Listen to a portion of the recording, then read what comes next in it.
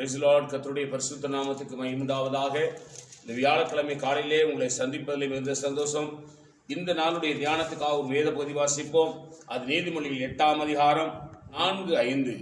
மனுஷரே, உங்களை நோக்கி கூப்பிடுகிறேன், என் சத்தம் மனுபுத்திரருக்கு துணிக்கும். பேதைகளே, விவேகமடையுங்கள், மூடரே, புத்தியுள்ள சிந்தையாயிருங்கள். அல்லேலூயா. இந்த நீதிமொழிகள் 8ஆம் அதிகாரத்தின் மூலமாக நம்முடைய ஆண்டவராகிய இயேசு கிறிஸ்து நேரடியாய் நம்மோடு பேசுகிறார் என்பதில் எந்த மாற்றமும் இல்லை. இந்த வசனத்தை வாசித்து பாருங்கள்.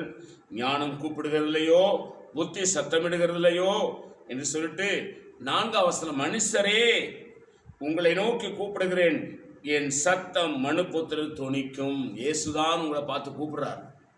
மனுஷரே, என் சத்தம் உங்கள் காதுகளில் துணிக்கிறது. நான் கூப்பிடுகிறேன், மனுபுத்திரன் துணிக்கும்.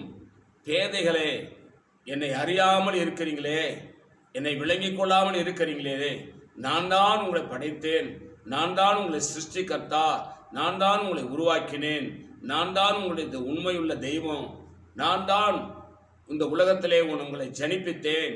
ஆகவே பேதைகளே, விவேகமடையுங்கள். என்னை அறியாமல் இருக்கிறீங்களே, அதை சொல்றார். மூடரே, புத்தியுள்ள சிந்தையாயிருங்கள். படைத்தவராக என்னை விட்டு படைப்புகளை வணங்குகிறீர்களே என்று சொல்லி இந்த வசனத்தின் மூலமாக ஆண்டவராக இயேசு ஆதங்கப்படுகிறார். படைத்தவர் அவர்தான். ஆனால் அந்த உலகத்தில் கடவுள் என்று சொல்லப்பட்ட ஏராளம் இருக்கிறது. அதெல்லாம் மனுஷனை படைக்கவில்லை.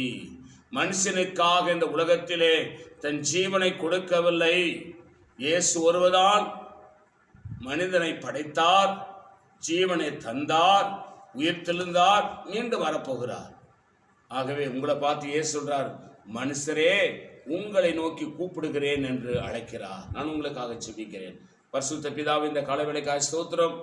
எங்களோடு பேசின நல்ல வார்த்தைகளுக்காய் ஸ்தோத்திரம். இந்த வார்த்தையினுடைய எங்களோடு இடைவிடும். எங்கள் ஆண்டவர் இயேசுவின் நாமத்தில் வேண்டிக் கொள்கிறோம் பிதாவே.